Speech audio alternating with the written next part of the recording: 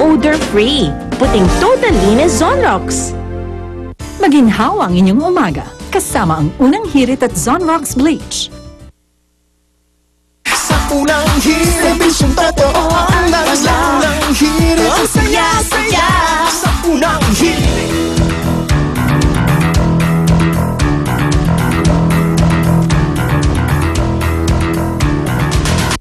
Mga kapuso, magandang balita po at tinanggal na po ang pamosong Banawe Rice Terraces sa listahan ng mga nanganganib na World Heritage Site ng United Nations Educational, Scientific and Cultural Organization o UNESCO. 2001 nang mapabilang ito sa nasabing listahan. Pero dahil po sa pagtutulungan ng mga katutubo, ilang non-government organization at ang ating pamahalaan, gumaganda na po muli ang hagdang-hagdang palayan.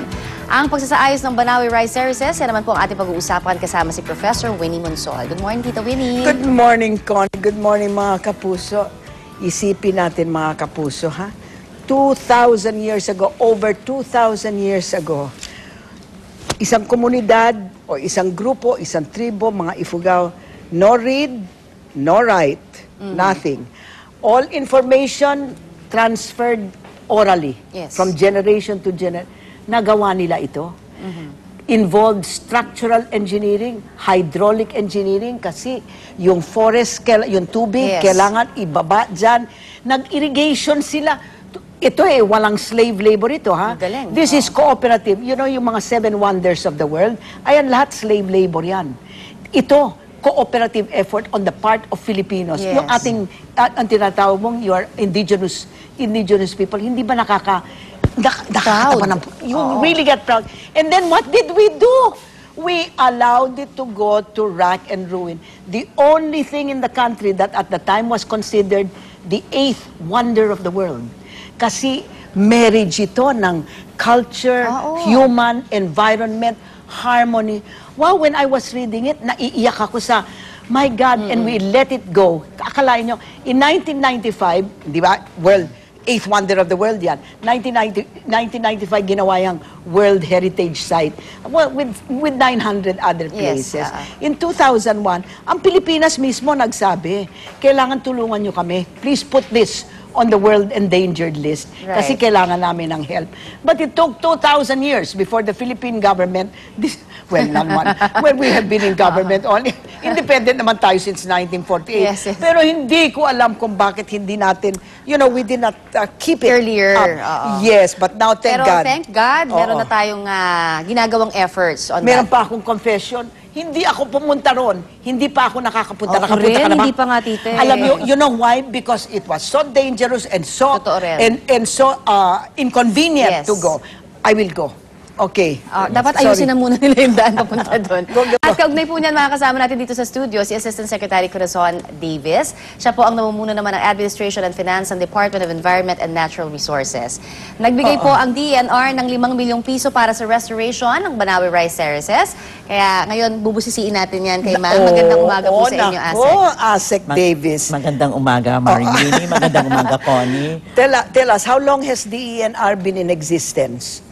Di ba, 25 years na kayo? Yeah, 1987 po. Yes, ma'am. 1987 pa. Wala kayong ginawa sa Banawe. You allowed it to Nandun na ho ba kayo simula nun? Were you there since 1987? Actually, hindi po. Primarily because it was, una po, nung na-consider siya as a list, part of the World Heritage Site, it was actually the provincial government of Ifugao, together with NCCA, who were actually the prime movers. Incidentally, ang tinitingnan namin yung mga knowledge na pwedeng gamitin for other programs namin. Doon lang ho kami nag-assist. However, nung nag-umpisa na nga ho si Secretary Pahe is one of the commissioners of UNESCO. So, tiningnan ho yun at naku, kailangan tulungan na talaga ang province of Ifugao. May isang nagmalasakit na mataas ang posisyon.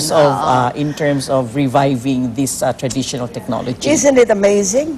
Took 2 years. It took Pahe to become a UNESCO commissioner because he said, kung nakakahiya naman, nasa endangered list. Meron tayong 5 World Heritage Areas.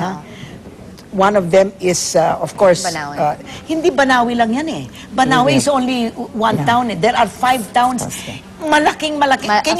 Can you give us an idea of how large is the hectareage of this thing that was created by our forebears 2,000 years ago? Primarily, it covers 5 municipalities, 4 municipalities rather. Hungduan, Kiangan, Banawe, and Mayaw-Yaw, Ifugao. Ang laki, ano? Only the, yeah. 4, yeah. Yun po Laki. talaga ang nakalist sa World yun nga Heritage po Sites. parang paalala natin muli, ano, Yeah. anong nangyari, bakit ho ba nagkaroon ng, kumbaga, sira doon sa mga dating pre-preserve naman, ng mga ninuno pa natin na napakatagal ng panahon. Ano ho at kailan niya nagsimulang mag-deteriorate? Primarily because, actually, 3 main reasons yan eh. Unang-una, nagkaroon ng deterioration in terms of appreciation of the traditional agricultural technology sa ating mga taga-Ifugao. Yung mga anak-anak Mga anak-anak. Oo, kasi nag-aaral na, ng computer, yeah. mga ganon. And then pangalawa, because of this traditional low appreciation, karamihan ng mga batang Ifugao would prefer to go to the city. So, to look for yes. lucrative employment. Jobs, So, isa yon. And then, third is that walang management plan in terms of how the local government, the national government agencies, and the people's organization would preserve and conserve the rice terraces. Oo. Kaya, mahihirap silang mga tao. Yeah. And ang mga produkto nila, hindi masyadong mabili. Lucrative, oo. Ako, I don't blame them at all. Yes. They were merely reacting to the fact that they could not survive. O, tignan nyo. Anong ginawa ng gobyerno? Wala.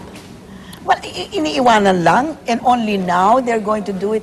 I'm glad they're doing it now, but hindi ko maintindihan kung bakit isa lang Ang is nagmalasakit. wonder of the world ang Pilipinas, hindi pa natin hindi So, pa ma'am, ano pa naman kulang? So, ma'am, yung efforts natin ngayon, kasi meron ng involvement yung mga local government din. Of course, meron yung mga katutubo natin. Paano kung ginagawa? Alam niyo muna, Yes, ma'am. Cora, please understand, nang nilagay yan sa endangered list, ang international community ang unang nagbigay ng pera. Galing sa iba pa. $153,000, right? Before we even started contributing.